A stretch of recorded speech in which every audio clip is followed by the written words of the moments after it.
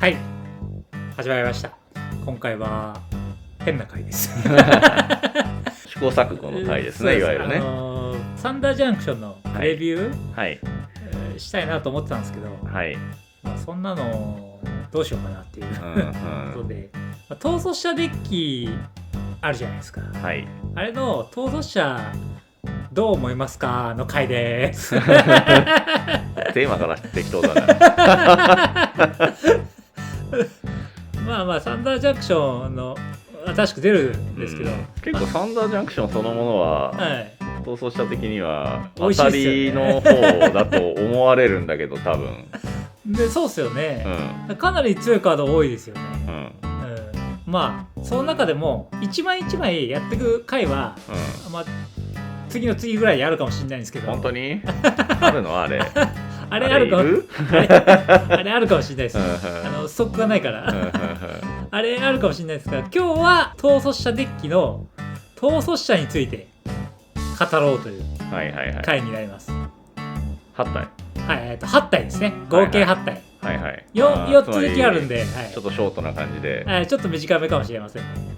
でまず、1体目最初ホームページの載ってる順番でいきたいんですけど、まず早打ち、アワーガからいきたいんですけど、破天荒ステラリー、これがいわゆる逃走者セットの表逃走者ですね。表逃走者、能力説明しますと、3マナ24であなたが各ターンの2つ目の呪文を唱えるたび衝動ドローですかね。衝動ドローですね。次のあなたのターンの終了時まで、ってことはそのターンだけのパターンですね。そうですね。でそれ使っていいと、プレイしていい、で起動タップでインスタントソーサリーが3つ目の呪文だったらコピーできる。ちょっと違う。違う。3つ以上の呪文を唱えていなければ起動できない。まずできないと。3つ以上呪文を唱えていないと起動できなくて、起動したらコピーできると。そうね。大体3つ目ですよ。そらそう。でもじゃあ3つ以上の呪文を唱えていないと起動できるってことは4つですか？違う。唱えたスタッフ上にある状態で起動してコピーできるよっていう一応立て付けではあります。なるほど。こいつどんなになるかって考えてみたんですけど、ちょっとどうにもならねえみたいな。調べても何にも出てこないし。これ難しい。こいつを有効に使うのはちょっと。だから中身を入ってる感じ見るとヤンパイとか、つぶやく神秘家とか、そっち系のトークン出すので、いっぱい横展開して、カササギでドローしてストームして追加ターンをコピーするみたいな構成になるんじゃないか。多分ね。それでも結構かじゅい。いやかじゅいとは言いにくいけど、よくあるデッキですよね。よくある。一応コピーできるんで、コピーするその3個目の呪文に追加ターンが来ると美味しいですよね。だいぶでかいっていうだけで、ちょっと癖強いよ。結構組むの大変そうですよね。テーマ内域をどれだけ入れればいいのかっていうのはかなり難しいですからね。難しい。次行きましょうか。次、そのお隣でして、このデッキの中に入ってる裏逃走者、嵐の方向エリス、こいつはね、ちょっと近日やるかもしれないちょっと楽しそうだったこれワンチャン良さそうっていう。なんとこいつ12マナです10マナ10マナ44、で、コストはもちろん下がるんですが、墓地にあるインスタントソーサリーのマナ総量の種類につきに少なくなる。1マナが1個あったら2コス軽減、1マナと2マナ2種類あったら4コス軽減みたいなことなんですよね。そうね。なんか同じこと言ってたようなやついましたね。いましたなんかちょっと6種類ぐらいマナ総量のタイプがあると勝利できるってじゃ敗北させられるって書いてあるやつね。そんなのあるんですか？あいつかあれのデッキテクを参照することになってしまいそうですがで確かにね。で飛行果敢で44です。果敢持ってるっていうのがね偉いですよね。であなたは各ターン内の2つ目の呪文を唱えると飛行と果敢を持つ赤の44のドラゴンエレメンタルが生成されると。さすすがに菅10マナなんでね、出てくる効果は大きい。やばいっすよね。僕これちょっと調べててもすでに、はい、まず分割カードを総ざらいしたんですよ。だからマナコスト的に被らないやつってことでしょ。そうです。分割カードを総ざらいしました。分割カードの総ざらいの仕方知ってます？知らないですね。なんかハレリアの検索のページにプラスって入れるんですよ。そうするとプラスってついてるカードが全部出てくるんで、なるほどね。分割カード全部出てくるんですよ。なるほどね。これ俺の私発見なんで、これ使ってください皆さん。はい、であとはこれ1マナ2マナ3マナ4マナあるだけで8コス軽減じゃないですか。でもさすがにね、1、2はともかくね、3はそんなに数ないだろうし、入れるものがですよ。4なんて多分数枚でしょ本当に。なるほどなるほど、確かに確かに。だからなかなかそんなに都合よくマックスは軽減できないと思うんだけど。5とかありますよ、ウィルとか。まあね。何でしたっけ、あと誤った指図とかあるじゃないですか。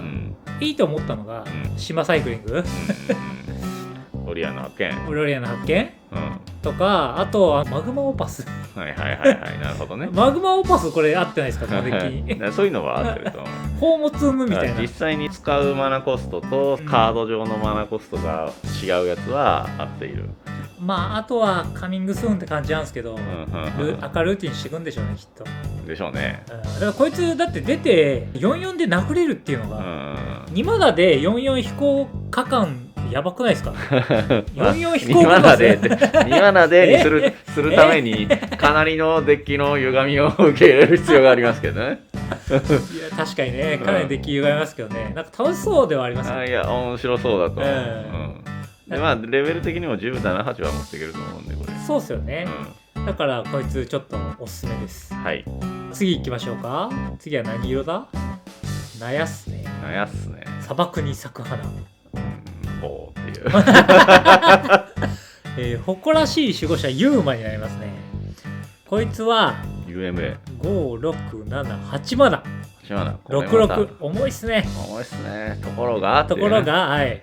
これも軽減できちゃうという。この呪文を唱えるためのコストは、あなたの墓地にある土地カード1枚につき1少なくなる。はい。フェッチ切ったら。1下がりますね。下がりますよね。はい。で、こいつは戦場に出るか攻撃するたび、土地を1個捧げてもいいと。はい。そしたら、カード1枚引く。はい。で、まあ、もうそのまま墓地を送れますよね。そうね。で、砂漠カードが、砂漠カードが砂漠カードが墓地に置かれると、これ手札からでもいいんですね、砂漠カードが。いずこからか。ライブラリーから直接落ちたって大丈夫。なるほど、なるほど。はい。置かれたび、到達を持つ緑の4/2の植物戦士クリーチャートークンを1体生成する。戦士なんだ。なるほど。これでも。なるほど。これ面白そうなんだけど。これなんかね、ティームさんがね、なんかすごいなんかやりたいみたいな。この逃走者デッキのことは一番やりたいかな、正直。強いかどうかは別ですよ。強いかどうかは別だとしてね。テーマ性としては面白いという。はいはいはい。結構ね、墓地に土地を送る手段って、もうまた赤だから赤ルーティンとか、まあサイクリングとか。スケシ打っちゃいます？スケシスケシ打ってどうこうっていう出来じゃないと思うんだけど、でもこれ多分砂漠いっぱい入れんじゃないですか。そりゃそうですよ。そりゃそうです。砂漠増えましたから。砂漠増えたから。砂漠テーマがなんと拡張されましたって。ハゼゾン強くなった。強くなった。攻撃の中にハゼゾン入ってるんですもん。入ってるから。入ってる。そりゃそうです。なんと砂漠の民確か戦士じゃなかったから。そうなんだ。これかなり相性がいいと思いますね。いいですよね。で、土地の枚数当然多いデッキになると思うんだけど、めっちゃ入れて土地。そうだから5軽減するのって結構簡単だと思う。なるほどね。だからこれ3マナの66だと思えばよくて、3マナ66だと。でトークンどんどん生成。トークンが出てくるトークンも4/2とか結構でかいということで、やばい。まあ殴って勝っていくデッキにはなるでしょう。なるほどね。そのちょっとトークの続きで、もう一つのトースト社、裏のトースト社行くんですけど、才能あふれるワカメキリ、こいつはねやばいっすね。4マナの03、であなたがコントロールしていて植物やツリーフォークでありこれでない全ては20の修正を受ける。なんでパワーだけなんだっていうのはちょっと突っ込みどころだけどね。パワー上がると。うん、で戦闘後メインフェーズの開始時にあなたの墓地にあり植物やツリーフォークや土地であるカードを1枚対象としてあなたの手札に戻すと、うん、こいつをちょっとやってみようかなと、いろいろ考えて調べてみました、うん、その結果まず若葉のドライヤードが、うんうん、植物もツリーフォークでもなく苗木だったとはい、はい、微妙に外れとるとこれどうすんだこれと思ってなんですかね、ツリーフォークデッキ組むんですかね。植物多分おそらくですがこいつはどうにもなりませんはいはい分かんないですよ、調べやなんか出てくるかもしれないですが、普通にユーマとの相性が抜群なのでデッキの中に入れといてくださいというカードだと思います。どう考えてもなんかユーマの中身に入る、はい、緑でサーチしてくるのはこいつじゃねえかと、まあそれぐらい相性がいいですだからあれこれルツボできるってことですよね。ルツボできる。ルツボできるからそのまま土地を出せて生贄もできるから、うん、中に入れとく分にはロードにもなって、うん、なんと出てくる植物が6人になりますと。やばいぞだからこれ2体で1体なんですかね。そうですね。なんか抱えられてますからね、ユーマにね。確かに絵が抱えられてるぞこういうパターンもね、たまにはね、ありますよね。そうですね、はい、ちょっと単独のデッキとして組むのは難しいんじゃないかな。ちょっとなんか無理そうでしたね、次行きましょうかね。次は重窃盗罪。はい、なんだこれなるほどね。盗むといっぱい盗む、いっぱい盗む、はい、抜け目ない取得者ゴンティですかね。みんな大好きゴンティ。ゴンティってね、はい、聞いたことありますけど名前は、はいはいはい、スルタイ5マナ55、はい、あなたがオーナーでない呪文を唱えるためのコストが1少なくなる。またこれまた珍能力ついとるでみたいな。いきなり怪しいこと言い出すってまずこれ説明するときに、あなたがオーナーでない自分とやるためのコストが1少なくなりますって言われたら、えってなりますよね、最初で。それはそうね。やめてくださいよってなりますよね。あなたがコントロールしている1体以上のクリーチャーがプレイヤー1人に戦闘ダメージを与えるたび、こいつじゃなくてもいいと。で、そのプレイヤーのライブラリの一番上にあるカードを1枚見て裏向きで追放する。1枚ですね。でそれが通用され続けてる限り2のマナで支払って唱えてもいいと、それが1下がりますよと。1下がると、とにかく盗んでいくとまあそういうことですね。相手のデッキをそういうことですね。横並びで盗んでいくんですよね。はいはいはい、そうですね。まあでも簡単に言うとカササギしてるまあね、カササギ、あそういうことです。カササギですか。そういうことですね。相手をデッキカササギ、デッキカササギ、まさに泥棒面白そうではあるんですけど、なるほどね。このムーブ困ったことにめちゃくちゃヘイト上がるんですよね、めっちゃ上がりますよね。なぜか取られたくないですもんね。そう何取られてるか分かんないから。そう本当はね、どうでもいいやつ取られてるのかもしれないですよ。確率はかなり低いですけど、でもほらデッキの中のキーパーズ吹き飛んでるかもしれないと思うとさヘイト上げるんですよ。絶対嫌ですよね。でもう1体の方が五足のフェリクス、こいつも面白そうなんだけど。なるほど、まず能力説明しますと、スルタイの54威迫5法に結構強いですね。スタッツは。スタッツは高い、あなたがコントロールしているクリーチャーがプレイヤーに戦闘ダメージを与えたことによるパーマネントの誘圧型能力が誘圧したら、その能力が追加でもう一回誘圧すると。はい、そうですね。はい、つまりドローが倍になる。カササギが2倍の賞金の失う度合いも2倍と。昇級泥棒あれ昇級しちゃいますよなんなら黒入ってるから、例えばハンデス系の生物とかでも一応2倍ハンデスにはなりますよねっていう感じで、組みようはいろいろありそうっていう。確かにね、まあでも結局多分なんか並べて追加ターン打つんだと思うんだけどそうですよね、多分そうですよね、まあでも両方とも、まあ、ある程度強いぐらいの、まあどっちもアドバンテージ取れるタイプの確かにね、両方ということにはなりますんで、5マナっていうところがちょっとネックですけど、そうですね、5マナはちょっと重いですね。効果は結構強いと思います。かなりいいですね、はい。次行きましょうか。次は最重要指名手配ですさっきの窃盗より罪が重いです盗んでるだけじゃないと、こいつらは。最重要指名手配です。何で指名手配されとるんだろうな、俺一体。まず冬な無法者オリビア。どうでもいいけど、この次元さいろんな次元から人来すぎじゃないですか。なるほどね、オリビアさんがいらっしゃってるの、こいつはマルドゥの4マナで、33飛行ハンコンですと。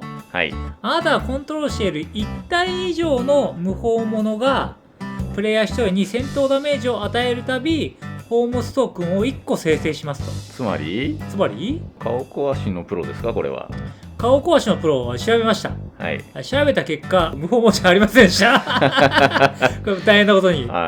でもオリビアさんはほら無法者限定の顔壊しのプロのような能力だと。やばいな、強いな。そう考えたら強いのか弱いのかっていうね。宝物ってどんどん出していけますからね。で3マナの無色の起動で宝物を2個生贄に下げると。そうするとあなたがコントロール、でも実質5マナってことですからね。そうなりますね。そうですね、あなたがコントロールしている各クリーチャーの上にそれぞれ11カウンターを2個置く起動ソーサリーだと。一応核なんで核だと。さすがにサイズの上がり方はかなり大きいと。確かにいうことにはなります。ちょっとティームさんが発見してくださったコンボがありまして、不気味な雇われ人がなんとこいつ鳴らすものだと。やばいですよやばいですよ。1体で3個見ますよみたいな。1人行けばいいですよね。1人で3個。だから3人にダメージ与えられると一応9個やばいだから追い打ちが決まるってことですよね。一応結構強めなんですかね、そう考えたら。ただその戦術ってそんなに強くはないんだけど、一応こいつ無限コンバットとおまけでいけばよくて、結局この出た宝物これカウンターにしていく方が多分普通に強いと思う。確かにね、殴ってった方がプラス2全体はさすがに結構でかいんで、普通に全部がもう66とか88とかになっちゃうから、これ簡単に。なるほどね。結構横並びで殴っていくみたいなパターンがある程度だからありえるみたいな。そうですね。でもう一体の方が、金起こしビハーン。どこのおっさんやねんこれ。これ僕が結構いいなと思ってるんですけど、これいわゆる邪術師ですか。邪術師。こいつはちょっとカミングスーンでやるかもしれないぐらいちょっと気になってるぐらいのやつなんですけど、マルズ3マナで33です。あなたがコントロールしていてこれでない全ての無法者は警戒と速攻を持ちます。3マナの置物で警戒と速攻だと強くないですか。その時点で強いと。無法者という縛りはあるけど、であなたのターンの戦闘の開始時にターン終了時まであなたがコントロールしている全ての宝物は33の構築物暗殺者クライアントヨフトクリーチャーになると。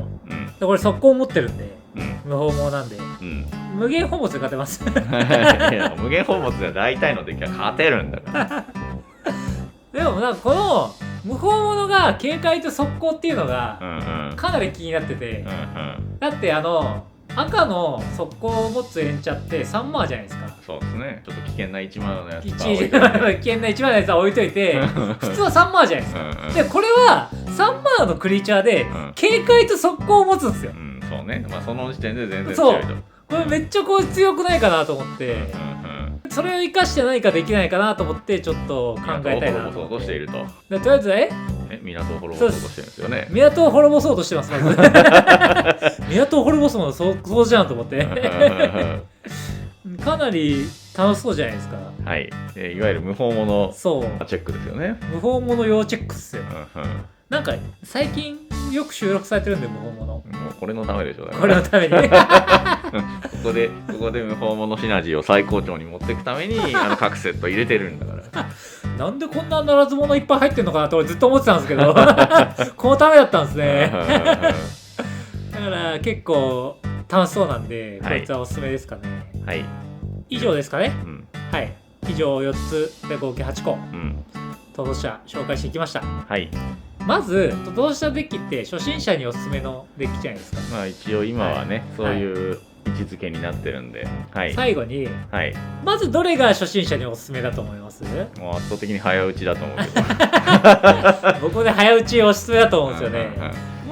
このデッキ綺麗に作られてる。あ、本当そうっすか、そんなに変なディスシナジーのカード当然入ってないし、分かりやすい、ドロー呪文とか2個唱えた時に何か効果があるとか、呪文唱えた時に何か効果あるとか、そういうのでシナジー綺麗に組まれてるので、扱いやすいと思います。